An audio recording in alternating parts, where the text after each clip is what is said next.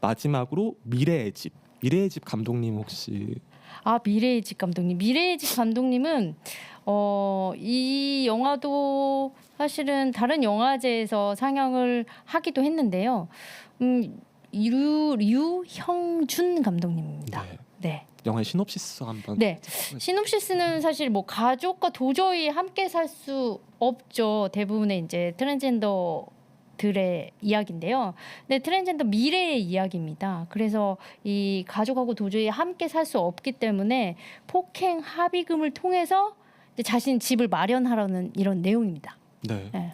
그래서 사실 저는 이 영화가 되게 좋았던 건 뭐냐면은 굉장히 현실적인 문제에 기반해 있는 영화긴 해요. 그러니까 이 영화에서 미래가 집을 나올 수밖에 없었던 이유, 그리고 폭행 합의금을 통해서 집을 마련할 수밖에 없었던 그 이유가 굉장히 현실적이에요. 그래서 그리고 이 영화는 굉장히 현실적인 그런 문제에 발을 디디고 있는데, 근데 사실 우리가 그렇잖아요. 그러니까 어떤 면에서 특히 상업적인 퀴어 영화를 봤을 때 뭐랄까 그냥 현실만 보여주는 영화가 있잖아요. 그러니까 그래 그래 힘들지 심각하지. 근데 나도 다 알기는 하는데 우리가 계속 그 얘기만 해야 될까라는 생각이 드는 영화가 있고, 또 어떤 영화는 그냥 너무 판타지.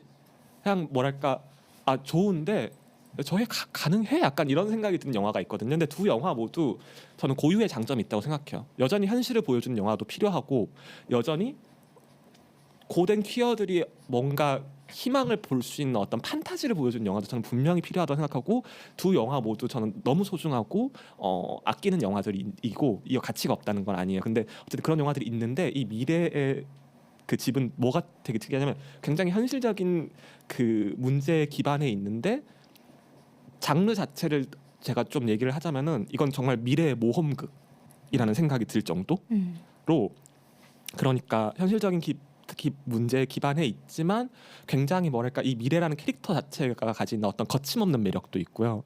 그리고 영화 자체가 가진 어떤 경쾌한 리듬도 있는데, 이 미래가 좌충우돌 하면서 정말 거의 약간 활극이라고 해야 될 정도의 어떤 소동들을 겪고 정말 예상치 못한 전개와 반전들이 쭉 이어지는, 그러니까 어떤 식의 그러니까 현실의 각색이 어느 정도 들어간 이야기인 거죠. 그래서 그런 이야기를 여서, 그러니까 우리가 그냥 퀴어를 주인공으로도 이런 영화를 좀 만들어주면 안 될까라고 했던, 그러니까 충분히 현실적인 문제 위에 있지만 거기에 개성 있는 캐릭터와 이 캐릭터만의 어떤 사건들, 이 캐릭터가 만들어내는 어떤 사건들을 보여줄 수도 있는 그런 영화도 있으면 좋지 않을까라는 그런 그런 욕구가 저는 늘 있는데, 이 영화가 그걸 해주는 영화다라고 생각을 해요.